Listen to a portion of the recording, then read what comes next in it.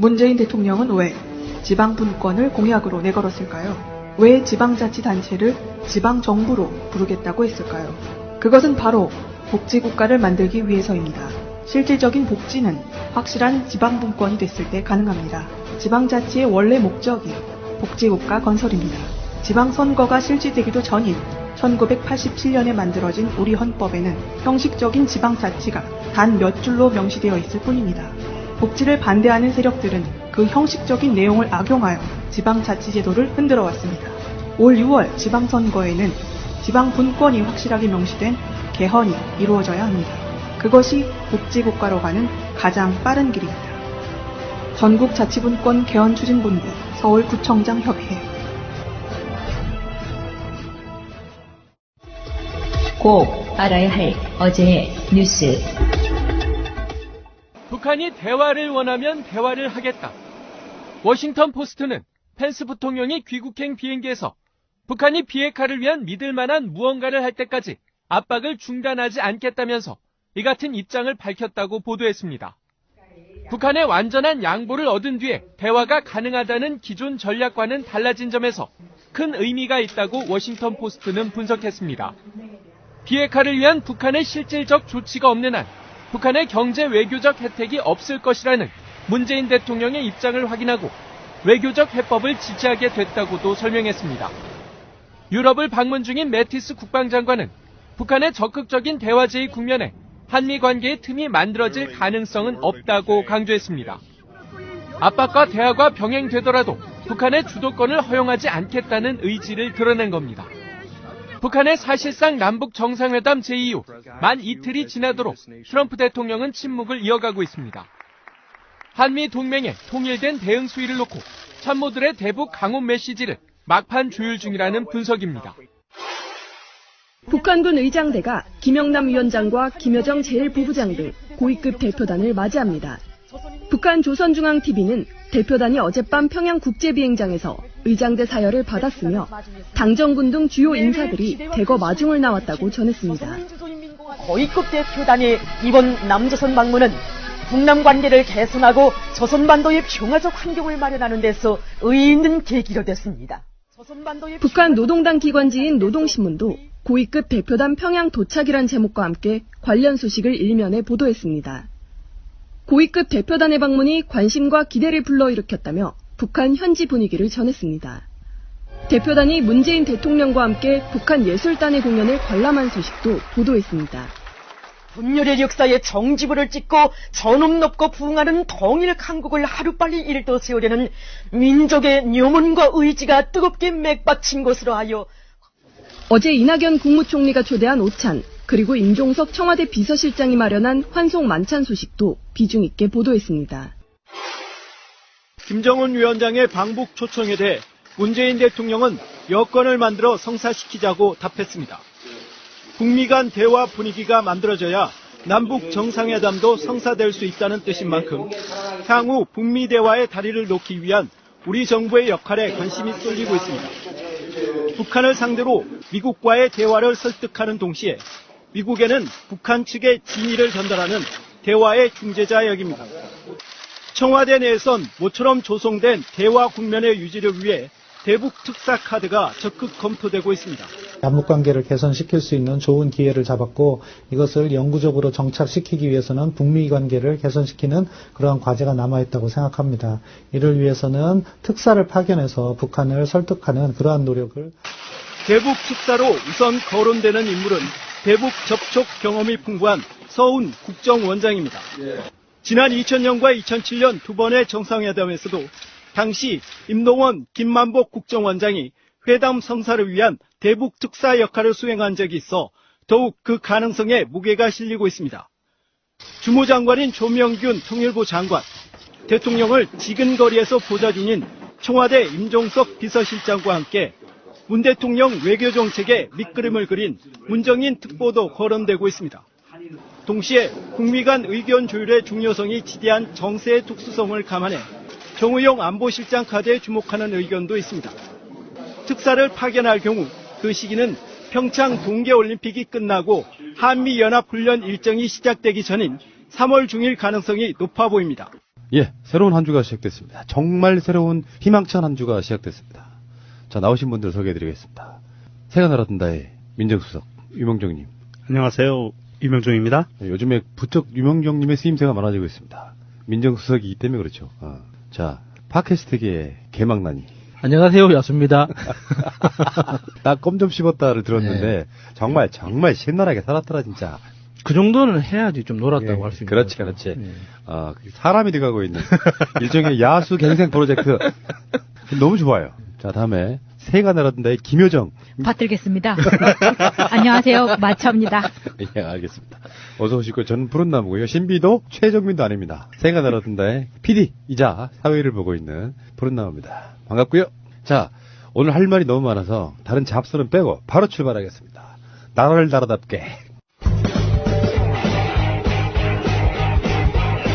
제도로서의 민주주의가 흔들리고 불타는 일은 이제 없습니다. 민주주의가 밥이고 밥이 민주주의가 되어야 합니다.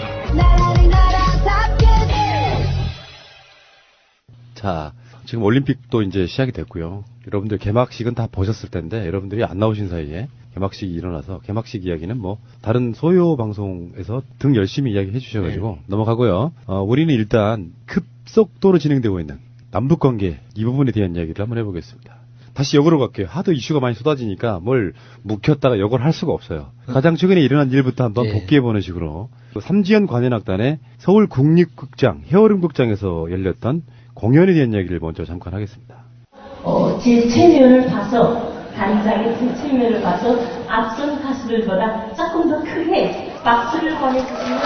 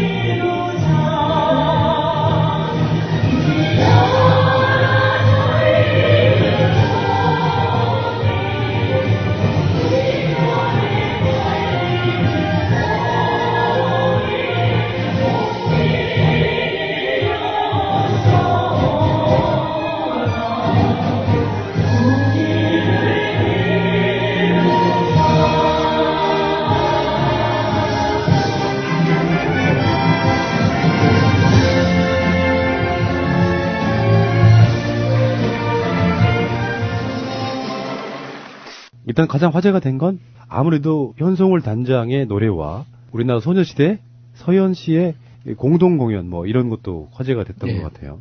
근데 그게 미리 전조가 있었어요. 청와대에 방문했을 때 우리 측 문재인 대통령 등 대표하고 북한 대표단이 이야기하고 있는데 그 뒤에 사진 중에 서현 씨가 찍힌 사진이 있어가지고 서현 닮았는데 서현이 그냥 갔을 리가 없잖아요. 사람들이 궁금해했었고 그리고 이번에 국립극장에서의 공연도 문재인 대통령 일행 그 뒤쪽에 서현 씨가 있었어요. 근데 서현 닮은 애가 왜 있지 하던데 무대에 올라가는 뭐 그런 상황도 벌어졌었고요. 보통 우리나라 3, 40대 그러니까 아이돌을 잘 모르시는 분들은 우리나라에서 잘 안 보이면 이제 뭐 한물 갔나 보다 이렇게 생각하시거든요. 그런데 슈퍼주니어도 그렇고 소녀시대도 그렇고 이게 전 세계적으로 보면 정말 어마무시한 팀이거든요. 특히 소녀시대는 동남아시아에서 진짜 유명한데 그 정도의 그 인기가 북한에서도 있다고 하더라고요. 그걸 듣고 정말 놀랐어요. 다른 걸그룹에 비해서 춤이 야하지 않으면서 소녀시대의 그런 활동이 칼군무가 정말 좋아한다. 북한 스타일이라고 딱딱 들어맞는 이게. 실제로 우리는 북한에 가면은 채채 찬양하는 노래만 부를 거라고 생각하는데 아니고요. 남북 관계가 좋아질 때부터 북한에는 한류가 있었습니다. 그래서 그쪽 사람들이 특히 라디오를 통해 가지고 대한민국의 음악을 접할 기회가 엄청 많대요.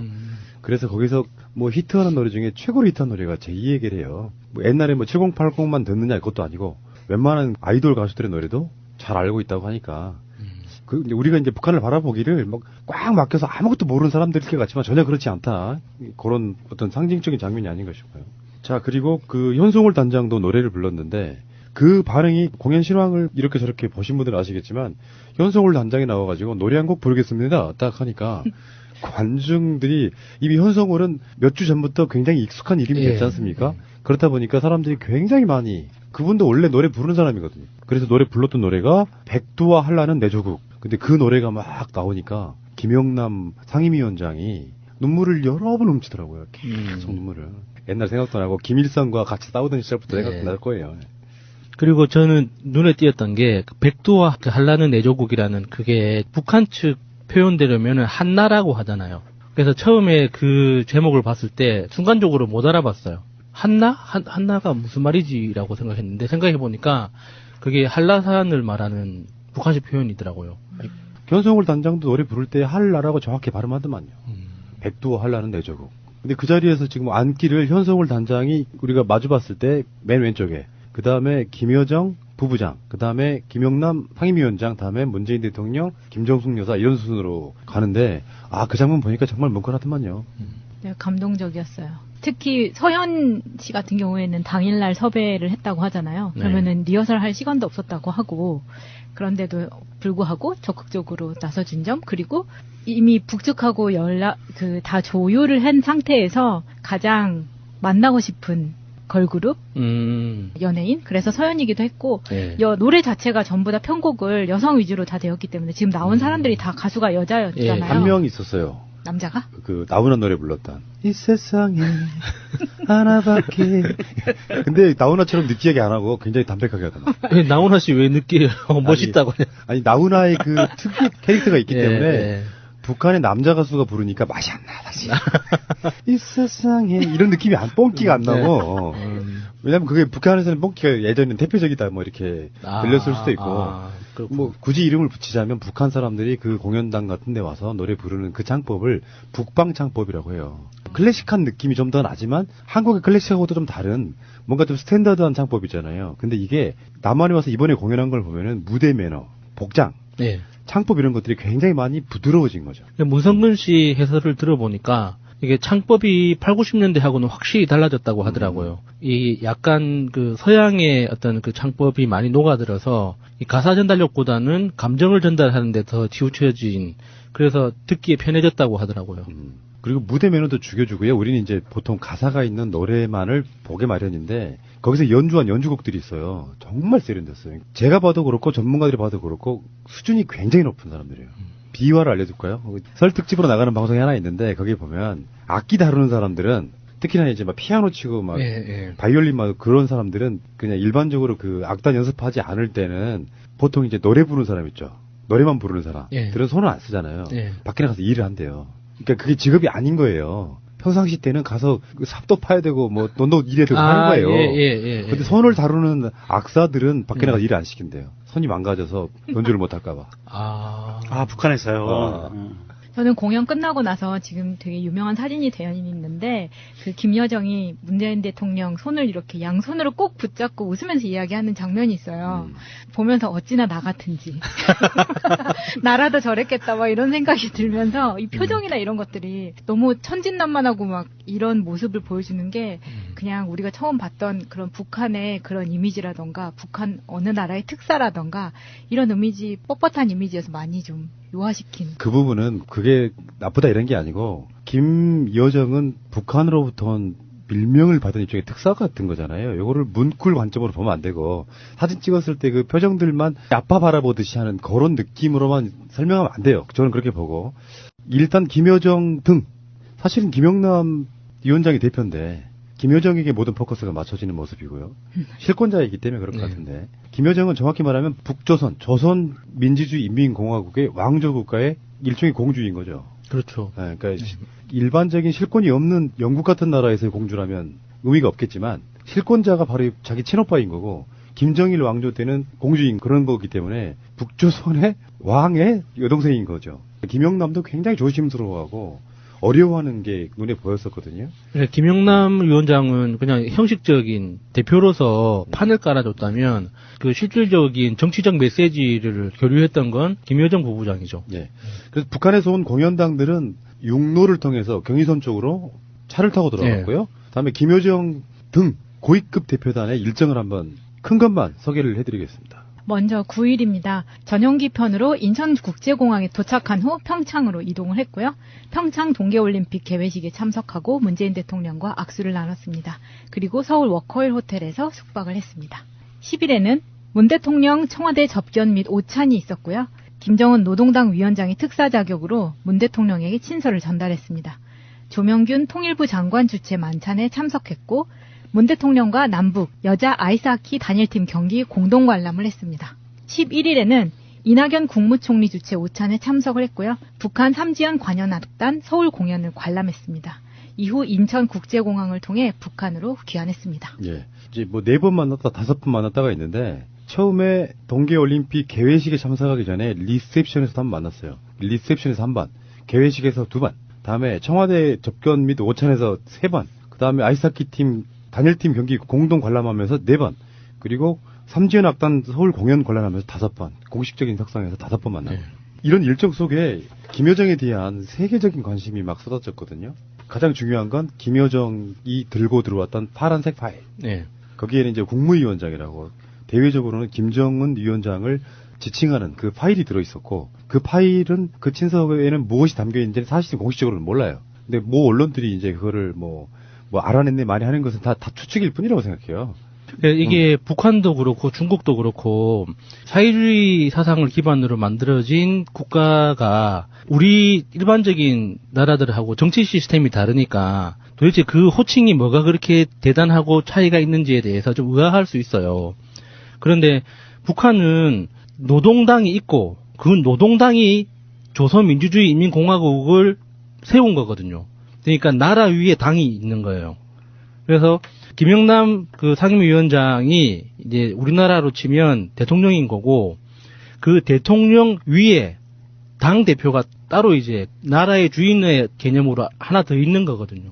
그래서 김정은 위원장의 그 직함이나 그 위치에 대해서 우리가 정확하게 이해하는 게 좀 필요하지 않을까 싶습니다. 김여정의 직책이 더 뭔가 관심이 가더라고요. 노동당 선전선동부. 제목이 굉장히 섹시하죠. 선전선동부. 다음에 제1부부장. 그 부부장이 여러 명 있는 거예요. 아니, 저는 그게 궁금하더라고. 제1부 부장인 건지, 제일 첫 번째 부부장 중에서 제일 첫 번째를 말하는 제1부부장인 건지 너무 궁금해. 내가 봤을 때는 부장이 따로 있고, 부부장이 여러 명 있는 거죠. 그 중에 제1부부장이니까 사실은 부장은 따로. 넘버2. 그러니까 부장은 따로 있는 거고, 이 사람은 김여정보다는 실권은 없지만, 대외적인 나이라든지 경력 등에 있어갖고, 김여정이 부부장 중에 아마 첫 번째가 아닌가, 이렇게 생각이 들어요. 선전선동부 넘버2를 의미하는 제1부부장. 네, 사실상의 넘버1이지. 북한 전체를 통틀어도 넘버2. 이렇게. 거기서 이제 나왔던 메시지 중에 가급적 빠른 시일 안에 문재인 대통령 북위에 오시라. 이 초청이었고요. 문재인 대통령 답은 여권을 만들어서 참석하겠다. 방문하겠다. 이런 거란 말이에요. 여권을 만들어서 방문하겠다. 요건데 이것 때문에 지금 주말 내내 난리가 났었잖아요. 북한으로 오라는 초청을 그렇게 쉽게도 빨리도 했구나. 그리고 문재인 대통령의 답은 굉장히 적절했죠. 즉석에서 갈게요. 이렇게는 안 하고 여권을 미국하고 만들어서. 지금 해놓은 이야기가 있는데 그렇게 하면은 미국 말을 뒤집는 거여서 한 단서는 달아야죠. 북한으로의 초청에 대해서 쏟아지는 여러 가지 반응들도 있어요. 우리나라에서는 이제 자유한국당의 반응, 그리고 미국의 반응, 일본의 반응인데 미국의 반응은 방송하기 얼마 전에 오늘 펜스 부통령의 반응이 나왔고요. 그 얘기는 이따가 다시 이야기하고 일본은 지속적으로 그걸 반대하는 북한이 핵을 보유하고 있는데 그것도 해결 안 한 채로 북한이 가능한 건 말이 안 돼. 이런 식으로 계속 회방을 넣고 있고요. 일본 언론들은 지금 그러고 있고 중국 언론들은 어쨌건 그걸 해결하려면 가라. 이런 분위기고요. 이건 굉장히 엄중한 대단한 뉴스 중에 하나거든요. 지금까지 북한 핵이 우리가 방송으로 이야기한 것도 불과 얼마 안 됐는데 문재인 대통령을 초청한다는 것 자체는 그냥 오라는 이야기는 아니고요. 제가 폭탄 선언하겠습니다. 북한이 문재인 대통령을 초청한다는 뜻은요. 제가 주말 내내 그것 때문에 밤잠을 못 이루고 막 이너피스 먹고 또 자보려고 했는데 잠이 안 오더라고. 가슴이 설레서. 북한이 핵 포기를 할 수 있다는 뜻입니다. 그게 전제가 되지 않고는 김여정의 특사로서의 문재인 대통령 초청 자체가 불가능해요. 그 특사의 말이었든 가지고 온 공식 문서였든 간에 나는 핵폐기의 용의가 있다라는 뜻이 담겨 있다고 보는 거예요. 사람들은 말이 안 된다고 생각하겠지만 북한은 핵을 만드는 게 목적이 아니잖아요. 예, 저도 북핵을 폐기하는 걸 전제로 해야 된다고 뭐 조선일보를 비롯해서 모든 야당들이 떠들고 있잖아요. 일본도 그렇고. 그렇다고 해서 북한이 명목상 바로 직접적으로 그러면은 우리가 미국과 협상하기 위해서 핵을 포기하겠다 이렇게 나오지는 않을 것 같아요. 하지만 문재인 대통령을 중심으로 해서 평화체제를 만들어 가려면 이 핵에 대한 언급을 하지 않고서는 어떤 변화도 이끌어낼 수 없는 거거든요. 왜냐면은 유엔이 지금 분명하게 지금 그 핵을 이유로 해서 제재를 하고 있기 때문에 유엔에 대한 제재에 대해서 반응하는 척이라도 하기 위해서 핵을 중심으로 한 외교적인 레토릭을 내놔야 돼요. 그게 어떤 게 가장 적절할까? 저도 주말 동안 정말 고민 많이 했는데. 이너피스 2병 먹었습니다. 그래서 좀 많이 사긴 했는데 결국에 제가 생각한 결론은 그거였어요. 단계적 폐기를 전제로 한 동결을 딱 발표하고 육자회담 같은 국제사회에서 협상을 다시 시작하자. 그래서 그 미국도 이미 천명했잖아요. 이 전략적 인내는 끝내겠다. 그래서 다시 협상을 시작하려고 하는데 그 협상의 빌미를 그런 식으로 내놓지 않을까 조심스럽게 예측을 하는 거죠. 사실 이번에 그 북대표단의 방남 결과에 대해서 통일부에서 브리핑한 자료를 보면 우리가 예측 가능한 말들이 나옵니다. 여기에서 저는 가장 예측 가능한 발언의 방점을 찍는 게 뭐냐면 통일부에서 발표한 자료 중에 향후 여건 조성 시 남북 정상 간 한반도 문제 및 남북관계 현안에 대한 포괄적 협의가 가능한 단초가 마련됐다라고 발언을 하거든요. 저는 이 내용이 친서에 들어있었을 것이라고 봐요. 이 내용이 가장 중요한 내용이고요. 포괄적 협의라고 하는 것은 북한이 그동안 끊임없이 수십 년 동안 주장해왔던 하나의 그 외교 이데올로기입니다. 평화협정과 핵폐기 이거거든요. 다른 거 없습니다. 평화협정 맺으면 우리 군사력 포기할게 이거하고 똑같아요. 북한의 입장은. 그런데 우리나라 통일부에서도 공식 발표 브리핑 자료에서 이 단어가 나왔다는 것은 포괄적 협의라는 단어가 나왔다는 것은 굉장히 좀 주목할 만한 사항이고요. 이 통일부 자료 나오고 그리고 그 이전에 북한의 그 대표단들이 오고 나서 미국의 펜스 부통령이 와서 북한과는 얼굴도 마주치지 않으려고 북한 대표단과는 노력하는 모습이 화면에는 잡혔지만 화면에는 그렇게 잡혔어요. 굉장히 노력하는 모습이 얼굴 안 부딪히기 위해서.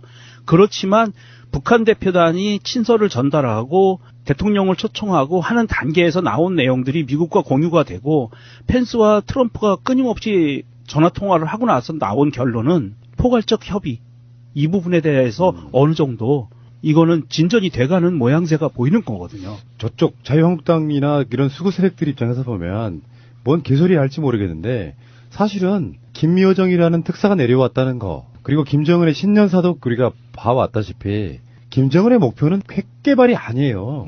이거 완전 착각인 거예요. 김일성, 김정일, 김정은으로 이어지는 이 대를 이어서 뭔가를 하는 부분은 이 사람들의 최종 목표는 사실은 자기 자신들도 나름대로 잘 사는 건데 거기에는 이제 전제 조건이 있죠.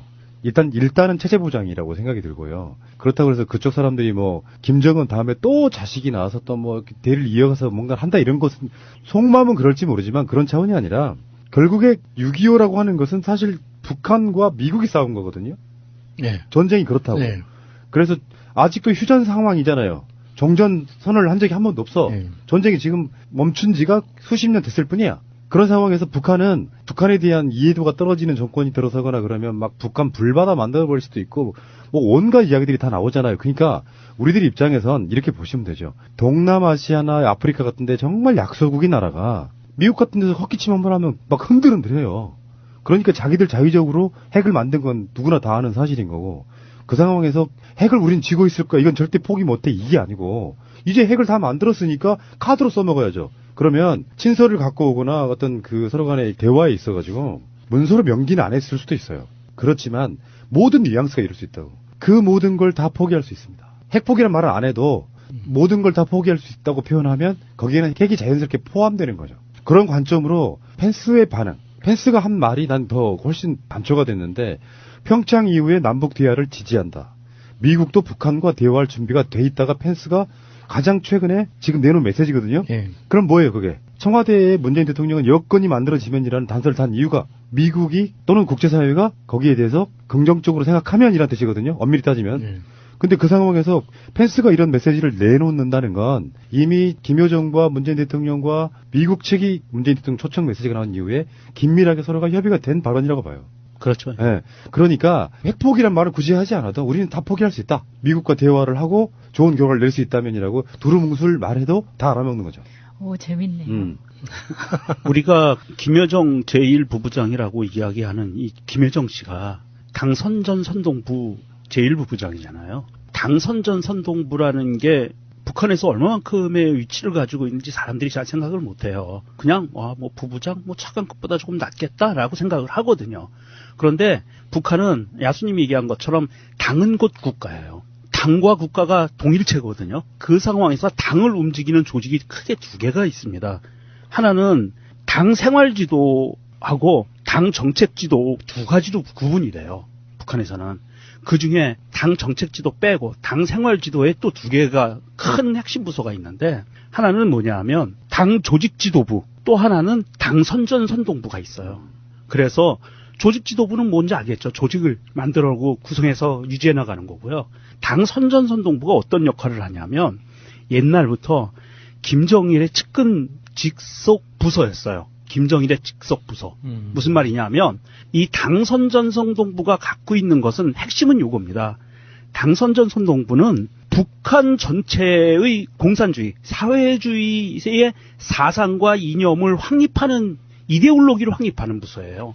이게 그냥 미디어를 관리하는 게 아니라 북한 사회주의 정권의 이데올로기를 확립하는 부서이고 거기에서 북한 이데올로기를 지금도 여전히 장악하고 북한을 유지해서 끌고 나가는, 체제를 유지해서 끌고 나가는 핵심적인 인사들이 거기서 배출이 됩니다. 무력하고는 상관이 없고요. 그러니까 사상적인 기초라고 봐야 돼요, 북한에. 그런 게 당선전선동부고 거기에서 핵심적인 역할을 맡고 있는 게 김여정이고요. 선전선동부가 맡고 있는 공식적인 임무는요. 선전활동사업 총괄지도, 아까 마천님이 얘기한 것처럼요.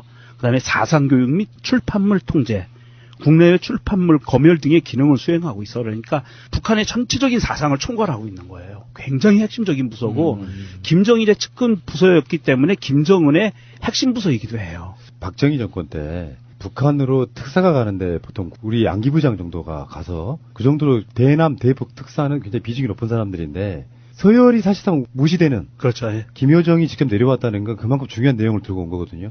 김영남이 최고 국가수반이 쩔쩔매잖아요. 그 정도의 어떤 분위기 속에 뭔가 메시지를 주는데 김여정을 통해서만 메시지는 준 게 아니죠. 건군절, 열병식도 상당히 축소하고 생중계 안 하면서 나는 그거를 이제 농반 진반으로 그렇게 설명했어요.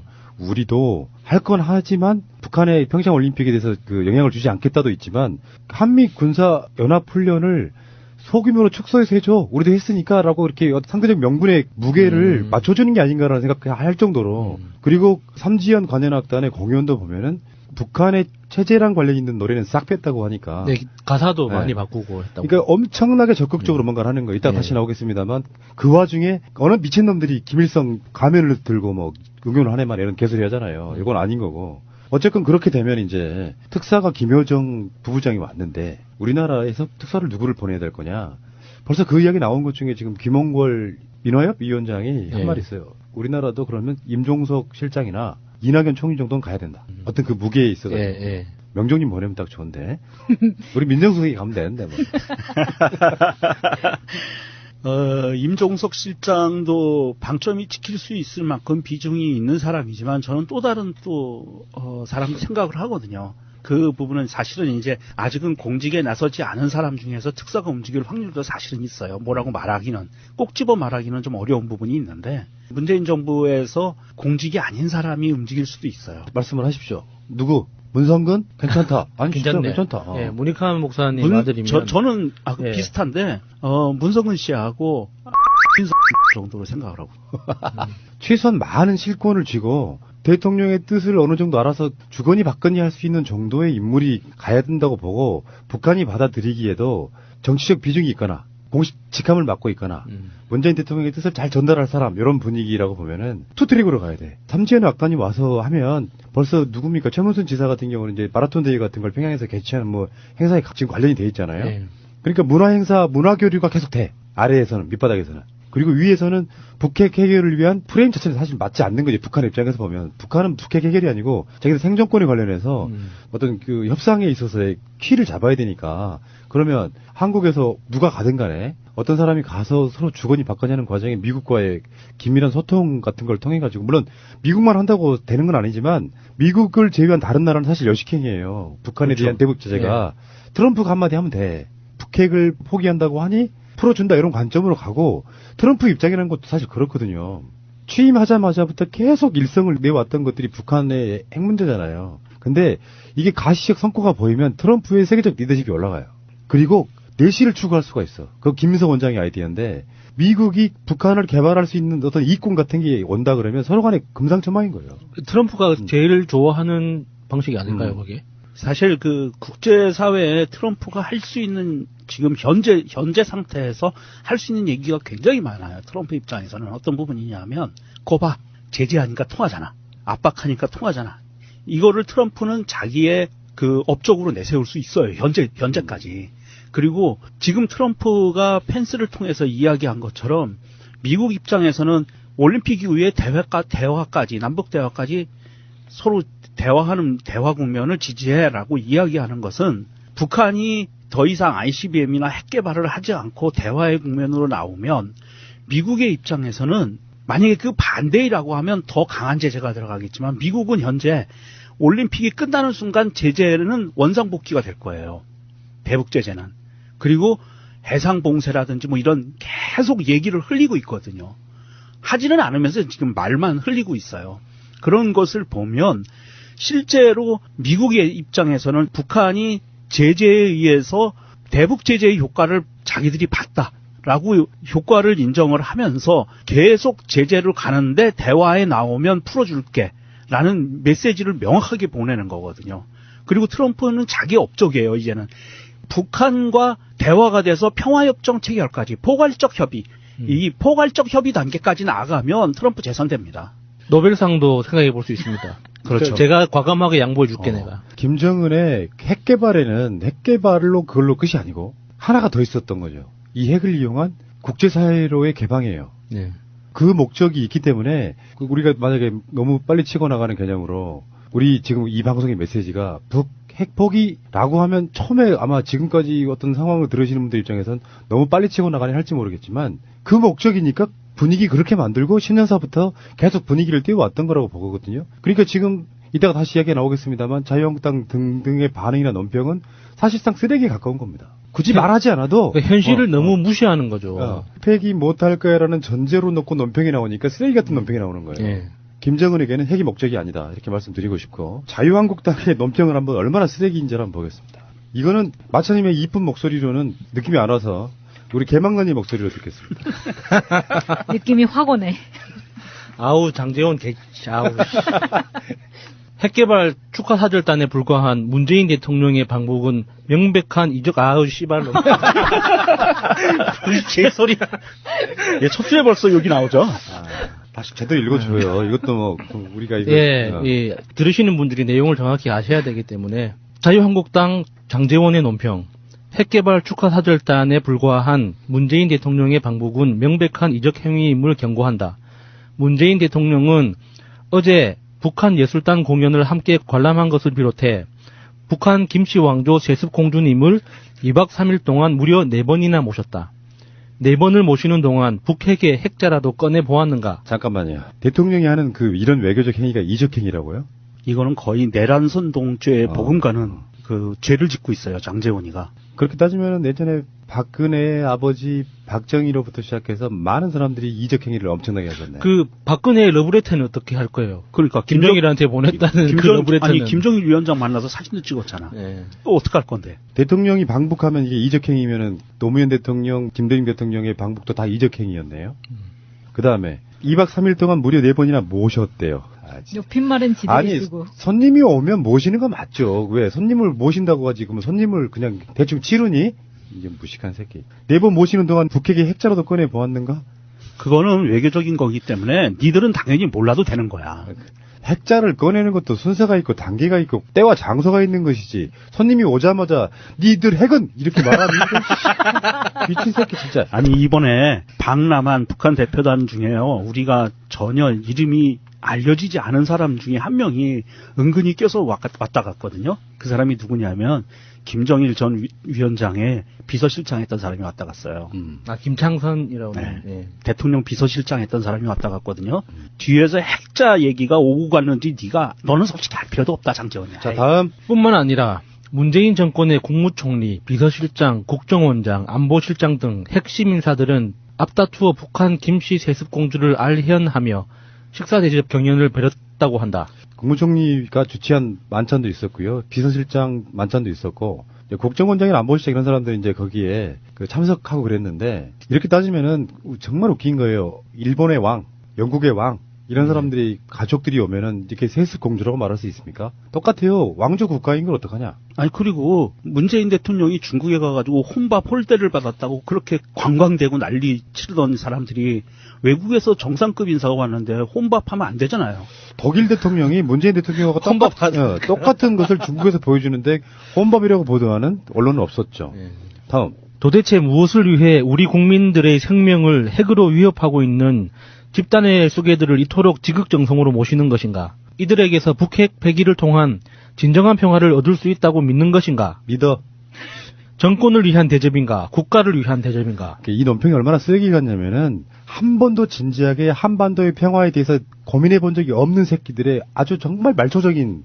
거기다가 근본적으로 정말 뿌리부터 싸가지가 존나 없어 진짜. 그러니까 100 수준밖에 안 돼요. 아니 지금. 손님에 대해서 기본적인 예의라는 게 있는 거잖아요. 손님이 2박 3일 동안 우리 집에 왔으면 최소한 내 안방은 못 내주더라도 집에서 가장 좋은 음식과 가장 좋은 것을 먼저 내주는 게 손님에 대한 예의 아니에요? 그리고 우리 국민들의 생명을 핵으로 위협하고 있다고 말하는 것 자체가 거짓말이잖아요. 김정은도 이야기를 했습니다. 북한에서 나오는 그 핵 개발 자체가 남한을 상대로 쏠 그 무기가 아니다라는 이야기도 여러 번 했고요. 수괴들을 이렇게 표현하고 있고, 얘들은 딱 그런 식이잖아요. 자기네들이 올림픽 유치에서는 북한이 참여해주면 좋겠다. 왜냐하면 대외적으로 선전하기가 좋거든요. 그러니까 평창 올림픽에 북한이 참여했으면 좋겠다라고 그렇게까지 법으로까지 명시를 해놓고, 이제 와서 고위급 대표단이 내려오니까 이렇게 쓰레기 같은 말을 뱉어내고 있는 거예요. 일베도 이렇게는 못하겠다. 사실을 이야기하면 북한의 핵무기보다 남한의 핵발전소 비리가 훨씬 더 무섭죠. 우리들한테는. 근데 이 내용 전체적으로는 자기 지지자들한테 뿌릴 카톡용 논평이에요. 그렇죠. 다음에. 문재인 정권이 북한 김씨 세습 왕조 공주를 지극정성으로 대접하는 동안 미국 부통령은 변방의 손님으로 밀려났고, 북한은 한미 갈등 유발과 자신들을 향해 조여오는 제재와 압박을 무력화시키는 실리까지 챙겼다. 문재인 정권은 북한과 대화 구걸만으로는 북핵 폐기가 논의 테이블에도 올리기 힘들다는 현실을 빨리 깨닫기 바란다.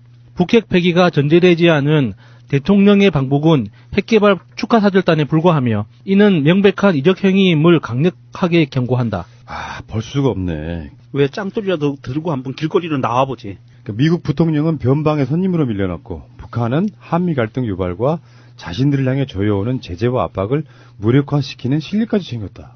여기에서 한번 짚고 넘어가야 될 게, 왜 미국은 펜스 부통령을 보냈을까요? 개막식에. 격을 맞춘 거예요. 무슨 말이냐 하면, 대한민국 정부가 미국 정부에, 만약에 미국에 트럼프가 왔으면 북한 대표단과 이렇게 충분한 시간을 가질 수가 없어요. 그렇기 때문에 격을 맞춰서 한 단계 낮춰준 거고요. 미국 측에서. 그렇기 때문에 펜스로부터, 사실은 펜스는 실무자 역할을 하면서 뒤에서 그 미국 정부 당국과 조율하는 선언에서 움직였고, 청와대 입장에서는, 우리 대한민국 정부 입장에서는 북한에서 온 대표단과 굉장히 많은 시간 동안 집중적으로 공을 들일 수 있는 기회를 얻은 거예요. 이렇게 봐야지 펜스가 홀대를 받았다고 펜스 억울해, 그래서 너희들 쓰레기야, 이렇게 얘기하는 애들은요, 그냥 자기들이 쓰레기 인정한 것밖에 안 돼요. 그러니까 이명박근혜 10년 동안 남북관계를 엄청나게 후퇴시킬 뿐만 아니라 북한이 사실 더 강력하게 핵을 만들도록 만든 원죄를 갖고 있는 게 이명박근혜입니다. 니들이 핵 만드는 상황에서는 어떤 대화도 못해. 그래 놓으면 직접 가서 쳐 부술 수 있는 것도 아니고, 뭐 김정길이나 김정은을 암살할 수 있는 것도 아니고, 계속 키우기만 했어요. 암덩어리를. 그래놓고 또 뒷구녕으로는 돈을 또 내줬죠. 천안함 사건은 우리가 했다고 해줘. 이런 짓거리 했던 정권이기도 하고, 이런 상황에서 대화 구걸이라니요. 대화 구걸이라니. 그러면 대화하지 말고 그냥 계속 있어서 북한을 핵 수도 없이 만들어대고 그러다가 참다 못하면 미국이 폭격하자 해서 북한 폭격해 놓으면 대한민국은 그냥 아무 피해도 안 봐요? 그리고 솔직히 아주 그냥 우리 그냥 대놓고 얘기하자고요. 대한민국 정부가 대화 구걸을 언제 했습니까? 북한이 와서 구걸했지. 그렇잖아요. 아니, 구걸이라는 표현은 이 개새끼들이 쓴 거기 때문에 좀 뺐으면 좋겠어요. 그래요. 구걸은 빼고. 이게 서로 협상하자고 먼저 손을 내밀고 내민 손을 잡아주고 다시 화답하고 하는 그런 과정에서 협상으로 진입하는 거지. 이게 내가 요구하는 거 듣기 전에는 나 절대 말도 안 해. 이게 무슨 협상이에요, 그게. 제1야당 정도 되면은 전반적으로 큰 판에서 봐야죠. 일단 가장 목적이 아까 저기 정권을 위한 대접인가 국가를 위한 대접인가 이 논평은 뭐예요? 자기들의 쓰레기 인증 논평밖에 더 되냐고. 큰 틀에서 봤을 때 한반도의 평화 어떻게 풀어갈 것인가. 현존하는 세력이고 현존하는 핵이잖아요. 그리고 북한의 그 핵도 6.25 이후의 역사적 틀로 보면 자유적 조치예요. 그게 명백하게 맞는 말이잖아요. 북한 스스로가 갖는 일종의 연장도 같은 개념이라고. 그건 수도 없이 다 알려진 거고. 그 핵을 개발해서 남한에 쏘겠다는 것도 아니고. 미국의 북한에 대한 전쟁 침입으로부터 최소한의 자기들을 지키는 자위권 행사 개념으로 만들어진 거라서 이것을 어떤 방식으로 트럼프든 문재인 대통령이든 어떤 방식으로 풀어내느냐가 관점이면 그게 정치의 묘미잖아. 그걸 푸는데 그걸 풀기 위해서 만나는 게 목적이라 그러면 이 만남 자체를 내가 만약에 제1야당 대변인이면 그 북핵 문제를 풀 수만 있다면 그래서 평화를 만들 수만 있다면 그렇죠. 더 많이 만나고 더 귀하게 대접하고 더 북한을 많이 가라 이렇게 이야기 되는 게 맞잖아요. 그게 사실 우리나라가 한 단계 더 도약할 수 있는 마지막 남은 기회죠. 이게 지금 우리 경제 현실에서 여기서 더 이상 어떻게 발전해요? 근본적인 조건을 변화시키지 않고 지금까지 노동력만 빨아먹고 서로 착취하는 이 구조 속에서 우리가 어떻게 더 번영하고 성장할 수 있겠어요? 이게 북한이라는 상대방 국가뿐만 아니라 이게 원래 대륙과 이어져 있던 대한민국이라는 국가의 영토가 확장되는 마지막 남은 방법이 이거 평화밖에 없는 거거든요. 근데 그게 싫은 거죠. 문재인 정부가 잘 되는 게 싫은 거예요. 통일이고 뭐고 간에 그냥 막 싫은 거예요. 근데 이 새끼들은 지들이 정권을 잡았어도 이 평화 쪽으로는 안 갈 거예요. 왜냐면은 평화 체제가 정착되는 순간 친일 문제, 그리고 대기업 재벌 문제, 그리고 정치적으로 보수라는 이 프레임 자체가 완전히 사라져 버리거든요. 사실은 대한민국이 지금 고립되어 있는 국가이기 때문에 이런 쓰레기들이 보수라는 탈을 쓰고 보수 정치인이랑 날뛸 수 있는 거지. 이게 우리가 대륙과 영토로 완전히 하나가 되면서 이어지고 이 정치 사상이 계속 여러모로 유입되고 교류되기 시작하면 얘들이 얼마나 쓰레기인지 단번에 드러나요. 그러면 얘들이 이제 더 이상 설 자리가 없는 거죠. 그게 그 사실을 알기 때문에 이런 평화로 가는 길에 대한 본능적인 거부감? 이 집단이 얼마나 쓰레기 같냐면은 우리가 아까도 그 여사님도 이야기를 했지만 이명박근혜 정권 때도 북한에 돈을 줬어요. 뭐 인도적 차원이에요 뭐냐 해서. 그러면 이게 얼마나 쓰레기 같냐는 게 또 열받는 게 만약에 반대의 경우라고 생각해 봅시다. 지금 박근혜가 파면 당하지 않고 올림픽의 개막 선언도 박근혜가 하고 그래서 이런 상황들이 만들어졌다고 하면 제1야당인 민주당이 어떻게 논평했을까를 한번 생각해 보자고요. 당연히 환영한다고 했죠. 그러니까 지들이 이렇게 말했지. 정권을 위한 대접인가? 국가를 위한 대접인가? 뭐 이렇게 표현했잖아요. 최소한 국가가 먼저이지 않은 세력이라는 걸 바로 증명해 주는 거예요. 그래서 어쩌라고? 방법이 뭐가 있냐고. 북한에서 그렇게 나름대로 성의를 보여서 특사 중에 실권자가 내려와서 평화 무드를 만들어주는데 부단히 끊임없이 쓰레기 같은 논평을 지금 막 생산해내고 있는 거잖아요. 성질 같으면 진짜 자유한국당 그 당사 앞에 가가지고 이 사람들 그냥 다 멱살잡이 해가지고 다 끌어내려와서 무릎 꿇려버리고 싶을 정도의 정말 악의적인 쓰레기 같은 논평이에요, 이게 지금. 사실 올림픽이라고 하는 공간에서 이런 남북 평화 모드의 이 분위기를 만들기 위해서 문재인 대통령이 엄청나게 전략적으로 인내를 한 거잖아요. 드디어 이제 딱 자동차 키를 이제 시동을 건 거야, 이거. 지금. 드라이버 문. 그렇지. 그 상황에서 지금 이렇게 초를 치고 있는 건 이 사람들의 논평은 그만큼 위기감의 반증이죠. 존재 가치가 계속 사라지고 있으니까. 말이라도 좀 세게 해보려고 이렇게 발악을 하는 것 같은데 좀 짠합니다. 어차피 이게 운명은 정해져 있고 사라질 그 운명이니까 이제 자기들이 아는 것 같아요. 이 장제원이 제대로 된 논평을 하려면 이것은 문재인 정부에 대해서 이렇게 논평을 할 게 아니고 김정은에게 해야 돼요. 자기들이 제대로 논평을 하려면 김정은에게 왜 평화무도로 나오느냐. 그렇게 하지 마라. 우린 그거 싫다. 우리하고 약속한 대로, 내 상상이지만, 우리하고 약속한 대로 세게 나와. 이렇게 얘기를 해야 정상인 거예요. 그걸 왜 문재인 정부에게 따지냐고. 자기들이 잘못은 다 해놓고. 안 그러면 예전에 그 박근혜가 김정일 위원장한테 그 편지를 보냈다고 했잖아요, 개인적으로. 연서. 예, 연서. 그렇게 연서를 보냈던 그 루트로 다시 편지를 보내야죠. 총 한 방만 쏴줘. 이거는 그냥 묻자고 하는 음모론이지 전혀 사실이 부합하진 않아요. 태극기 부대라고 불리는 그분들한테 도는 카톡 중에 정말 재밌는 게 문재인 대통령의 임기는 2월 25일까지예요. 왜요? 보궐선거래. 법을 모르니까 그런 거야. 2월 25일이 왜 그게 무슨 상관이에요, 그게? 그러니까 박근혜가 중간에 물러났으니까 네. 박근혜 임기까지만 한다. 보궐선거 개념으로 뽑혀서 2월 25일까지가 임기래. 와, 굉장히 문자 받아보는 사람은 행복하겠네요. 근데 법에 보면은요, 헌법에 보면은요, 대통령의 권리 시에는 최소한 대통령만큼은 보궐선거 개념이 없어요. 아니, 제가 보기에는 그 카톡 내용이 정말 진실이었으면 좋겠어요. 2월 25일까지. 다시 하자. 다시 하자. 5년짜리 임기 다시 시작하자. 우린 지금 괜찮네. 까먹은 게 너무 아까워 죽겠어. 1년이 거의 다 와가는데. 그래서 지금 안철수가 왜 지난 연말에 대선 있는 줄 알고 돌아다니는 그런 느낌으로. 장제원도 지금 임기가 끝나가고 있다고 착각하는 거 아니야? 정말 한심한 자들이에요. 진짜 이게 국가와 민족을 생각해서 이런 거 있잖아요. 실존하는 세력, 존재에 대해서 그냥 이게 깔아뭉개고 가자는 거잖아. 핵이 있는 것도 무시하고 가야 되고 북한도 무시하고 가야 되잖아요. 근데 실존하는 것들은 북한도 나라고 핵이 있는 것도 엄연히 존재하고 핵을 개발한 이유도 분명합니다. 핵이 실존하는 안보 위협인 것도 사실 있지만 그 핵의 안보 위협을 키운 게 그들이에요. 관리를 못해서 키운 것도 있지만 북핵은 남한을 향해 쏠 목적으로 한 번도 개발되지 않았어요. 근데 저거 우리한테 쏠 거잖아 하면서 안보 위기를 부추겼던 자들이라고요. 그러니까 대안도 없이 이게 바로 자유한국당은 홍준표와 장제원 때문에 망한다는 게 맞아요. 한 번쯤 성숙한 논리로 저 핵을 어떻게 진지하게 우리 모든 민족이 머리를 맞대고 풀어볼까. 북한 당신들의 입장도 이해한다. 체제 보장이라든지 개방이라든지 여러 가지 조건에서. 그래서 진지하게 풀어서 한반도에는 비핵화, 우리도 찬성하잖아요. 한반도에 핵 있으면 우린 기분 나쁘잖아.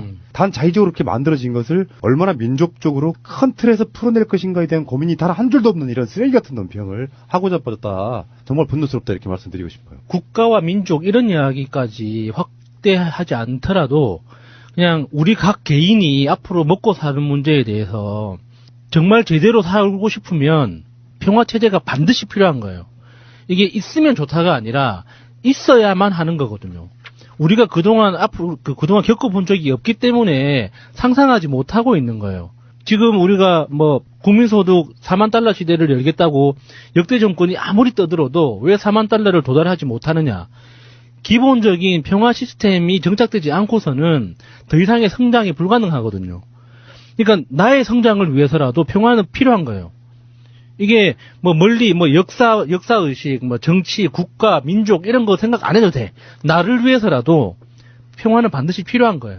그래서 이 장제원 같은 쓰레기들이 하는 이런 이야기들 보면서 같이 분노할 수 있어야 한다는 거죠. 전 세계의 어느 나라도 유사 이래로 한 국가에서 이렇게 커다란 행사를 치르고 이렇게 국가의 안보 상황이 위험한 지경에 빠졌을 때 여야를 불문하고 이렇게 다른 소리를 낸 국가가 유사 이래로 없습니다.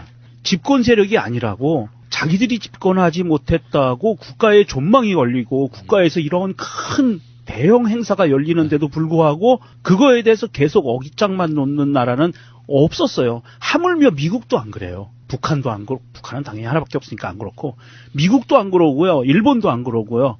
전 세계 어느 나라든지 이런 나라가 없어요. 자유한국당 같은 이런 쓰레기 같은 발언들을 하는 정당을 갖고 있는 나라가 없습니다. 전 세계에.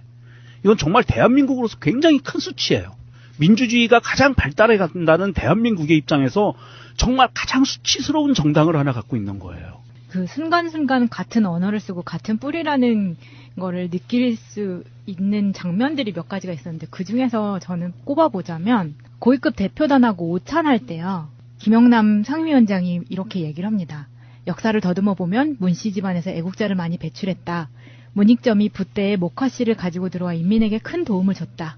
문익환 목사도 같은 문씨냐? 라고 물어보는 장면이 있었어요. 준비해 오시면 되네. 근데 그렇죠. 저는 이게 어떻게 문익환 목사를 언급을 할 수 있지? 라는 생각에 조금 놀랬었거든요. 그런 다음에 임종석 비서실장이 남북한 언어의 억양이나 말은 어느 정도 차이가 있지만 알아들을 수 있는데 오징어와 낙지는 남북한이 정반대더라.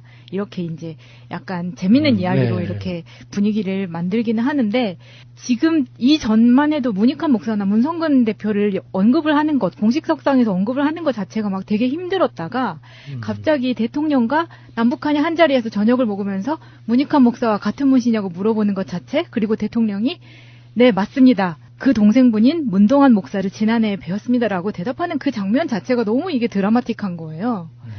문익환 목사는 방북도 하신 분이고요. 예. 네. 그러니까 그쪽에서는 정말 잘하는 알려진 인물이기도 하고 그런 관점도 좀 있겠죠. 네, 그러니까 그렇지. 북한에서는 문익환 목사를 잘 알지. 이거를 그때 다시 한번 탁 생각이 들더라고요. 그러니까 이 문익환 목사 이분은 고인이 되셨지만 살아생전에 사실은 통일의 마중물 역할을 한다는 그런 소임을 갖고 움직이셨던 분이거든요. 문재인 평생을- 대통령이 연설에서 언급한 적도 있죠. 예, 평생에는 그런 소임을 갖고 살아오셨던 분이고 그랬기 때문에 북한에서도 굉장히 유명한 분이에요. 종교적인 관점이 아니라 하나의 민족으로서 그 민족의 정신적인 지도자 중에 한 명이다라고 이렇게 보고 있는 사람이거든요. 자, 문재인 대통령의 방북이 그렇게 오랜 시간이 걸릴 것 같지 않습니다. 지금 일사천리로 지금 진행되어 오잖아요. 미국과의 어떤 조율 이런 것도 있겠지만 특사가 한번 가서 이렇게 뭔가 분위기를 한번 맞춰보는데 제 생각에는요 4월 안으로도 가능할 거다 이렇게 봐요. 왜냐하면 시간이 별로 없어요. 척박해. 이 문제는 막 달궈졌을 때 왜 그 대장간에 가면은 불로 막 달궈졌을 때 때리는 거하고 똑같이 그렇게 시간을 많이 끌 문제가 아니고요. 한국에 있는 수구 세력들도 트럼프가 용인해주는 분위기면 찍소리 못합니다. 트럼프나 미국 쪽에서 빨리 핵 문제 풀자 서둘러 나서는 분위기만 만들어지면 그러니까 우리나라의 내부적인 문제도 사실 크게 문제가 되지 않는다고 생각해서 3월 4월 생각도 해볼 수 있다고 생각을 하고 왜 박근혜가 그런 방식이었잖아. 내부적으로 큰 사건 치려면 꼭 순방을 가더라. 이명박이요 올림픽 끝나고 나면 들어가야 돼서 저는 올림픽 끝나자마자 바로 갔으면 좋겠어요. 저도 따라가고 싶어요. 그만해. 이명박을요? 아니 데리고 간다고 내가 안 돼. 방송해야지. 문 대통령은 평창올림픽을 평화올림픽으로 치러내겠다는 뜻을 거듭 밝혔고 그 방안 중 하나로 여자 아이스하키 단일팀을 구성하겠다는 입장입니다. 북한 예술단 선발대가 1박 2일 일정으로 우리 쪽에 왔습니다. 일시적이나마 경의선 육로, 이른바 개성공단길이 2년 만에 다시 열렸습니다. 안녕하십니까. 가슴에 담아온 작은 목소리 김영호입니다.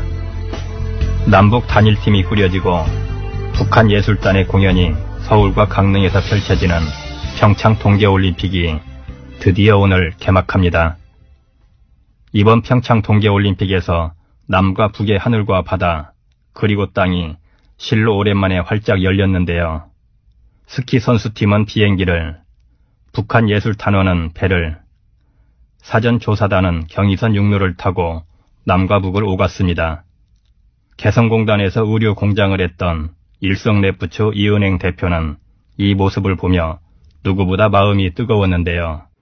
여기서 6시 반쯤 가면은 7시 한 40분? 이렇게 도착을 해요. 1시간 한 15분 전후하고 보시면 돼요. 우리 도라산까지만. 도라산에서 공단까지 들어가는데 그냥 다이렉트로 간다 그러면 한 17분? 여기서 여기까지는 상호동, 여기서 여기까지는 여자들 목욕탕, 여기서 여기까지는 식당, 여기서 여기까지는 우리 주재원, 숙소. 우리가 사용하던 차량 모태 다 그대로 있는 거죠.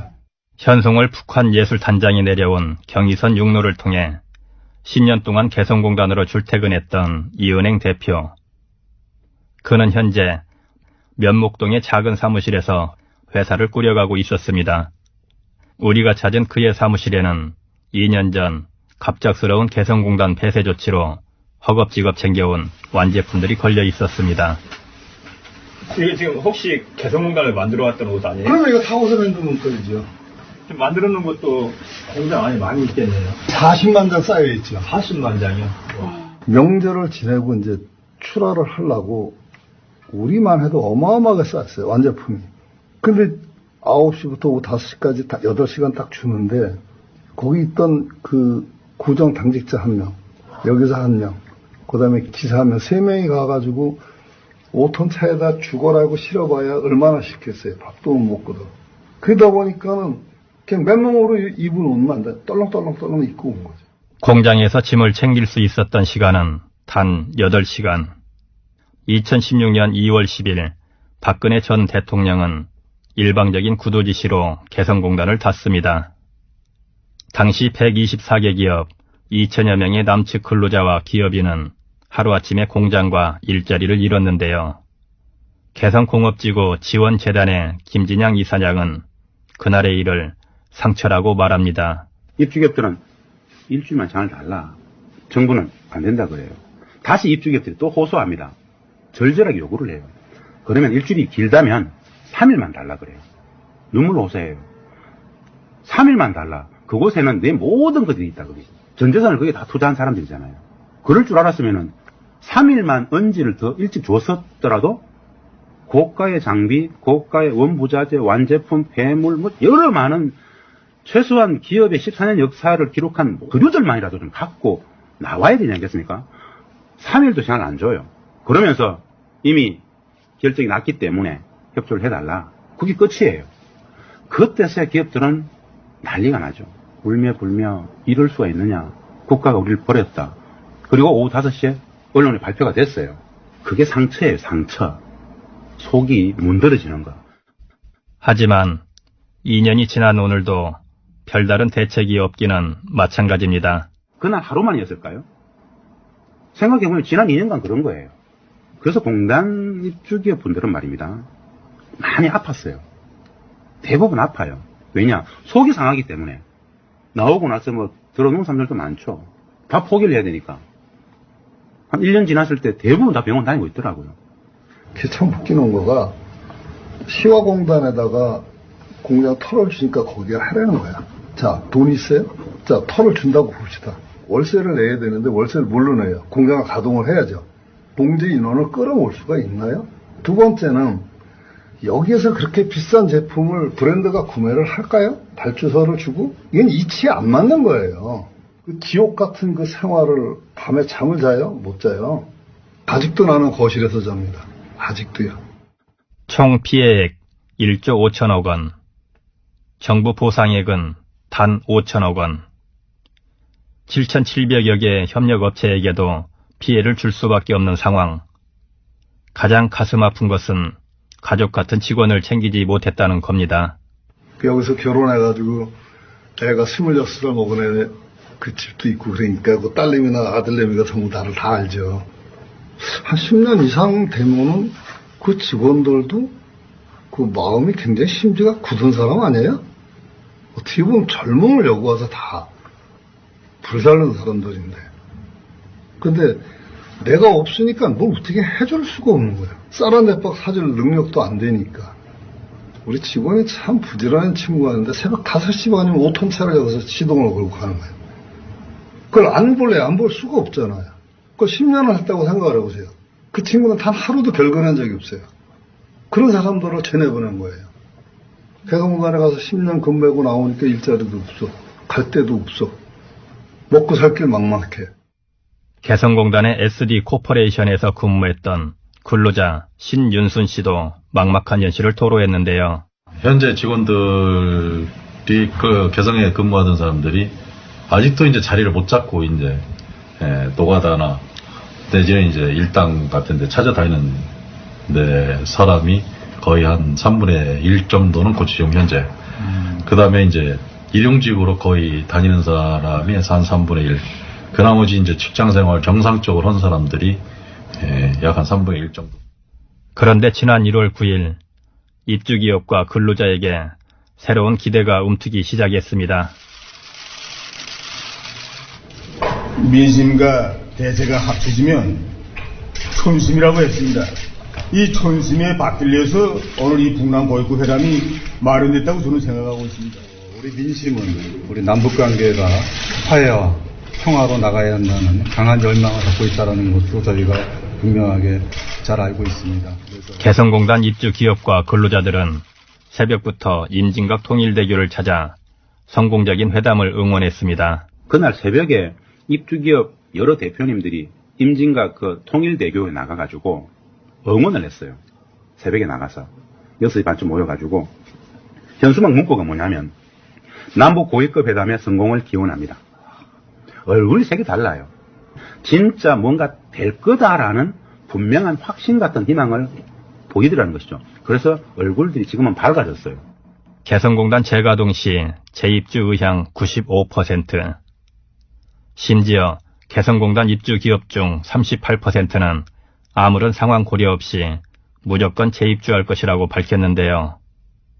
그렇다면 도대체 개성은 이들에게 어떤 의미일까요? 90년대 중반부터 우리가 북측을 계속 설득을 했습니다. 경제협력을 하자. 왜 했느냐? 중국의 고도 경제 성장 속에서 우리 대한민국의 경제가 계속 추월당하고 있었어요. 가장 먼저 노동 집약적인 산업들이 다 추월당했어요. 그래서 한국 경제의 미래적 성장 동력을 찾다 보니까는 중국보다 더 큰 경쟁력을 담보할 수 있는 곳은 북측 아니냐. 북측 근로자들의 한 달 임금 2004년도 기준으로 50불이었습니다. 5만 원.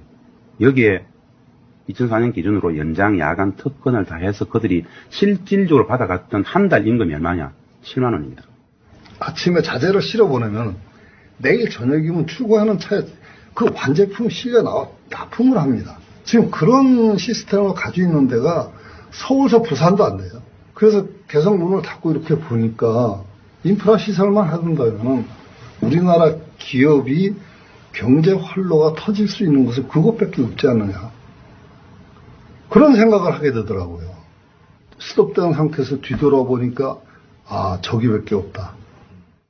인건비 걱정 없이 중소기업도 사업할 수 있는 곳, 침체된 우리나라 경제에 활로가 될 수 있는 곳, 무엇보다 이들은 개성공단 안에서 매일매일 작은 통일이 이루어졌다고 했는데요. 근데 개성에서 직접 생활하면서 그 다름들을 마주하면서 몰랐기 때문에 오해하고 오해했기 때문에 손가락질하고 비난했던 것을 같이 생활해 보니까 오해가 자연스럽게 이해가 돼요. 나도 모르게 신압으로 이미 평화들이 발현, 축적되어지고 있더라.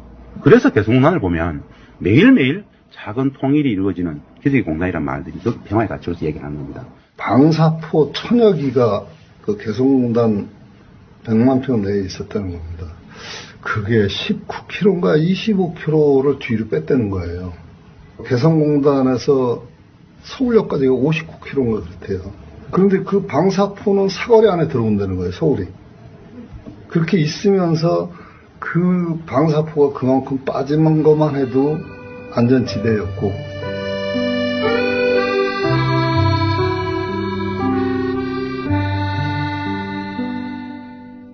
속으로는 아쉬운 점이 있겠죠. 사람이 이상 남측 직원들하고 10년을 같이 일을 했는데 거기 보면은 그 병아리 키우던 사람, 그 돼지 키우던 사람, 그 다음에 이제 철도 노동자들, 그 다음에 일반 노동자들, 그리고 보통 살아가는데 각 분야에 그런 게 전부 있나 봐요. 전기 기술자를 보내달라 하니까 전기 기술자를 보내주더라고요. 김책공대 기계공학과 나온 사람을 보내는 거예요. 우리나라 같은 포항공대 같은. 그러니까 그 사람들하고 이렇게 얘기를 이렇게 들어보면요, 정말 우리한테 꼴릴 게 하나도 없어요.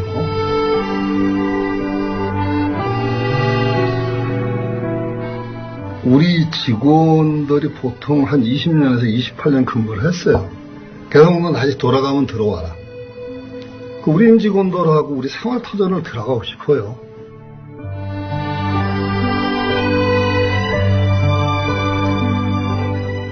경제 활로를 찾아 개성공단을 찾았던 우리네 중소기업들. 이들은 꾸준히 기술을 가르치며 10년 동안 성장을 이끌어왔습니다. 하지만 국가는 하루아침에 폐쇄 결정을 내리고 그들의 목소리는 너무나도 오래 잊혀졌지요.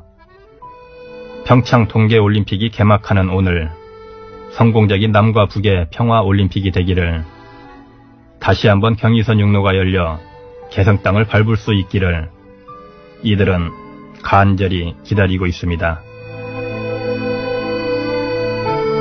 가슴에 담아온 작은 목소리 96번째 이야기. 다시 열린 경의선 육로 평창 우리도 응원합니다.